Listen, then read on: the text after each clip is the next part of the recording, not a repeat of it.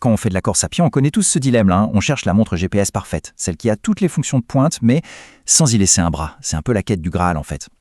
Et on se retrouve souvent face à un choix un peu compliqué.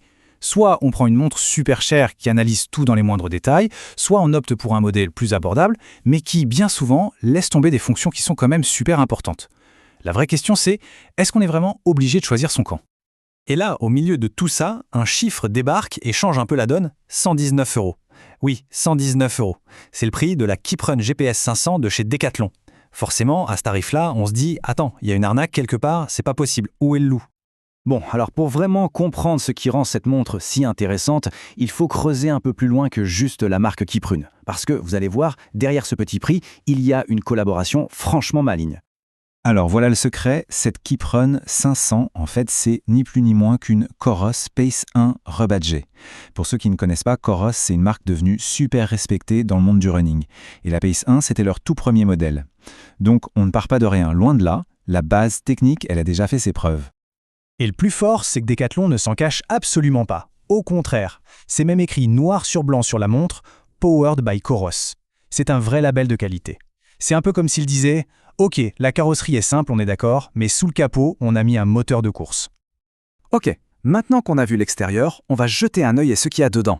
Et c'est là que tout le partenariat prend vraiment son sens. Parce que si le look est, disons, modeste, le logiciel, lui, c'est une toute autre histoire. C'est tout sauf du bas de gamme.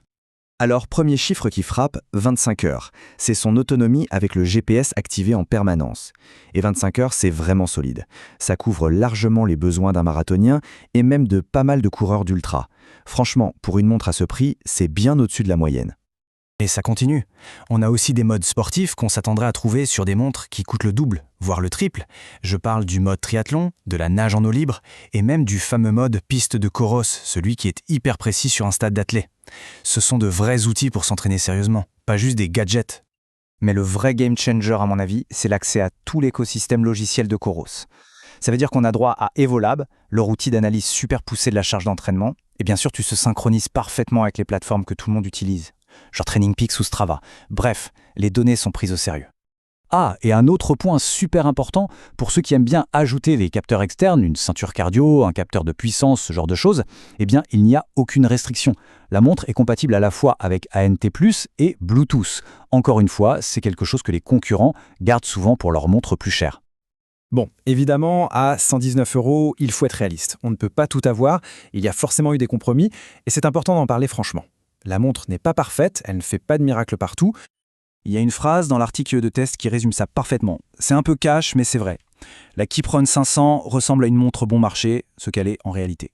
Voilà, faut pas se mentir, le look ne trompe personne. Elle a l'air d'une montre d'entrée de gamme parce que, côté matériaux, c'en est une.